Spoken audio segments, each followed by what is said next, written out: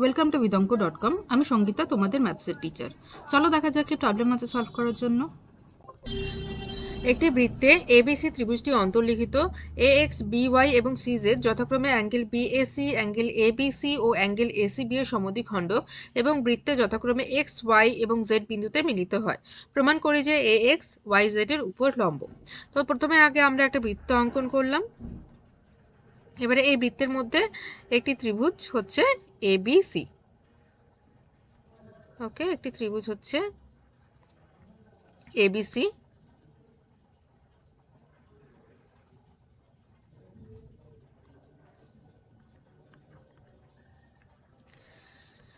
ওকে, এবারে হচ্ছে এই এ এক্স হচ্ছে অ্যাঙ্গেল এ এর সমদ্বিখণ্ডক যেটা বৃত্তকে এক্স বিন্দুতে স্পর্শ করছে বা ছেদ করছে।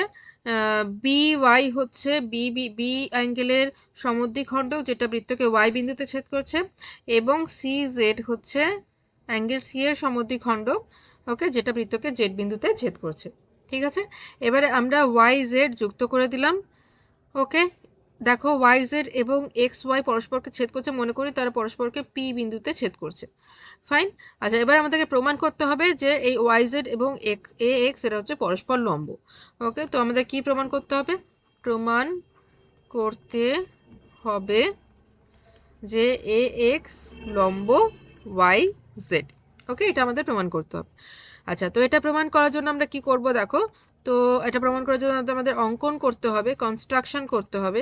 কনস্ট্রাকশন কি করব, আমি একটা জাস্ট ডিফারেন্ট কালার দিই। আচ্ছা, আমি এই কালার দিয়ে কনস্ট্রাকশন করছি। আমি জেড এক্স যোগ করে দিলাম, ওকে, আর ওয়াই জেড যোগ করে দিলাম। ঠিক আছে, কনস্ট্রাকশন কি হলো তাহলে? জেড এক্স এবং ওয়াই এক্স যুক্ত করলাম। ফাইন, এবারে চলে যাই প্রমাণে। আচ্ছা, এটা প্রমাণ করার জন্য প্রথমে চলে আসি, দেখো এই বিজেড বৃত্তচাপে চলে আসি। এই বিজেড বৃত্তচাপে, এই বৃত্তচাপে দেখো এই যে এখানে বিজেড বৃত্তচাপের উপরে বি সি জেড এখানে একটা অ্যাঙ্গেল তৈরি হয়েছে, আর বি ওয়াই জেড এখানে একটা অ্যাঙ্গেল তৈরি হয়েছে। ওকে, তাহলে এই দুটো অ্যাঙ্গেল সমান হবে, কারণ আমরা জানি যে একই বৃত্তচাপের উপর গঠিত বৃত্তস্থ কোণ সমান হয়। তাহলে কি হলো, আমরা কি লিখবো statement? Angle B C Z is equal to angle B Y Z. Okay, এটা আমি দিলাম 1 নম্বর। কারণটা কি বললাম না, বিসিজেড এবং বিওয়াইজেড একই বৃত্তচাপের উপরে গঠিত, বিজেড বৃত্তচাপের উপরে গঠিত। আচ্ছা, এবারে নেক্সট চলে যায় বিওয়াই বৃত্তচাপের উপর, বিএক্স বৃত্তচাপের উপরে। এই দেখো বিএক্স বৃত্তচাপের উপরে দুটো অ্যাঙ্গেল তৈরি হয়েছে, একটা হচ্ছে বি ওয়াই এক্স এই অ্যাঙ্গেলটা, আর তৈরি হচ্ছে বি এ এক্স এই অ্যাঙ্গেলটা, বি এ এক্স আর বি ওয়াই এক্স। তাহলে B A X is equal to B Y X হবে। একই কারণ, একই বৃত্তচাপের উপর গঠিত বৃত্তস্থ কোণ সমান। তাহলে angle B A X is equal to angle B Y X. Okay, এটা আমি দিলাম কি 2 নম্বর। ফাইন। আচ্ছা, এবারে চলে যাই এ ওয়াই বৃত্তচাপের উপরে। এ ওয়াই বৃত্তচাপের উপরে, এ ওয়াই বৃত্তচাপের উপরে দেখো এই যে এ ওয়াই বৃত্তচাপ,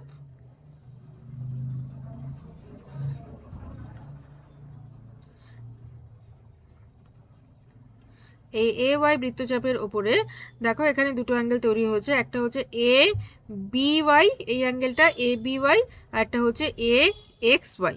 ওকে, A B Y and A X Y. তাহলে এ বি ওয়াই এবং এ এক্স ওয়াই এরা দুজন সমান হবে, কারণ একই কারণ, তারা একই বৃত্তচাপ এ ওয়াই এর উপরে তৈরি হয়েছে। তাহলে এবার কি লিখবো? Angle A B Y is equal to angle A X Y. এটা আমি দিলাম 3 নম্বর। এবার আমরা কি করছি, 1 প্লাস 2 প্লাস 3 করছি, তিনটে যোগ করছি। তাহলে তিনটে যোগ করলে কি হবে দেখো, angle B C Z plus angle B A X plus angle A B Y is equal to angle B Y Z plus angle B Y X plus angle A X Y.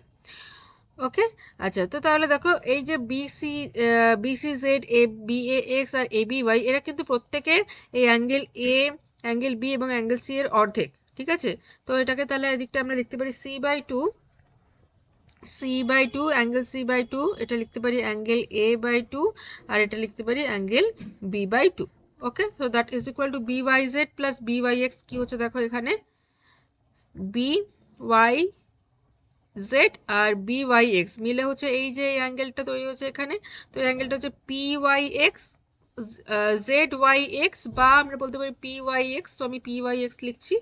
ওকে, তো এই দুটো angle মিলে তৈরি হচ্ছে angle P Y X, plus এখানে অ্যাঙ্গেলটা কি হচ্ছে, এটা যদি এ এক্স ওয়াই এর জায়গায় আমরা পি এক্স ওয়াইও লিখতে পারি, ঠিক আছে, এ পি একই সরলরেখা আছে, তাহলে পি এক্স ওয়াই লিখছি, তাহলে কি হচ্ছে এটা পি এক্স ওয়াই। ফাইন। আচ্ছা, এবারে দেখো এটা কি, তাহলে আমরা লিখতে পারি 1/2 কমন নিয়ে নিলাম, তাহলে angle A plus angle B plus angle C is equal to angle P Y X plus angle P X Y. Okay, then 1/2 into, আমরা জানি তিনটি কোণের সমষ্টি 180 ডিগ্রি হয়, তাহলে 1/2 into 180 degree is equal two, এখানে দেখো এই যে ত্রিভুজটা যদি আমরা নেই পি এক্স ওয়াই ত্রিভুজে এই যে অ্যাঙ্গেলটা এখানে, এই যে অ্যাঙ্গেলটা এখানে তৈরি হয়েছে এক্সপিওয়াই অ্যাঙ্গেলটা, সেটা এখানে আমরা লিখতে পারি 180 মাইনাস এক্সপিওয়াই। তো এখানে এটার জায়গায় আমরা লিখতে পারি 180 degree minus angle X P Y. Okay, তো এখানে দেখো এদিকটা বাঁদিকে 90 ডিগ্রি আসছে, is equal to 180 degree minus angle X P Y, বা angle X P Y is equal to 180 degree minus 90 degree, that is equal to 90 degree. তাহলে দেখো এক্সপিওয়াই হচ্ছে 90 ডিগ্রি, এক্সপিওয়াই মানে কোন অ্যাঙ্গেলটা, এই যে এই অ্যাঙ্গেলটা হচ্ছে এক্সপিওয়াই, যেটা কিনা অ্যাঙ্গেলটা তৈরি হয়েছে এ এক্স আর ওয়াই জেডে যখন পরস্পরকে ছেদ করছে তখন এই অ্যাঙ্গেলটা তৈরি হচ্ছে। ঠিক আছে, এখানে যে অ্যাঙ্গেলটা তৈরি হয়েছে, এই অ্যাঙ্গেলটা তৈরি হয়েছে এবং এটা আমরা মান পেলাম 90 ডিগ্রি। ঠিক আছে, এটার মান আমরা পেলাম 90 ডিগ্রি, যেটা কিনা এই ওয়াই জেড এবং এ এক্স পরস্পরকে ছেদ করতে তৈরি হয়েছে। তার মানে কি হলো, যেহেতু 90 ডিগ্রি অ্যাঙ্গেল তৈরি হয়েছে, তাহলে আমরা বলতে পারি যে এ এক্স এবং ওয়াই জেড হচ্ছে পরস্পর লম্ব। ওকে, তো এটাই আমাদের প্রমাণ করার ছিল যে AX, so therefore AX এবং YZ পরস্পর লম্ব। ওকে, তো এটা প্রমাণিত। Thank you for watching vidanko.com। অঙ্কের আরও প্রবলেম এবং সলিউশনের জন্য আমাদের ওয়েবসাইট অবশ্যই ব্রাউজ করো।